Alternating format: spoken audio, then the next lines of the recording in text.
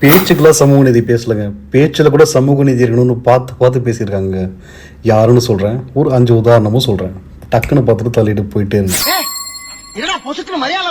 1957 சட்டசபையில் இரு தீர்மானம் ஒரு தீர்மானத்தை கொண்டு வந்து நிறைவேற்ற முடியாமல் போன கலைஞர் 1975 மீண்டும் முதலமைச்சரான பிறகு அந்த இரு தீர்மானத்தை நிறைவேற்றார். இரு தீர்மானம் என்னன்னு கேட்குறீங்களா? ஒரு தொழில் பெயருக்கு பின்னாடி இருக்கிற இன்ன தூக்கிட்டு இற போட்டது தான் அந்த இரு தீர்மானம்.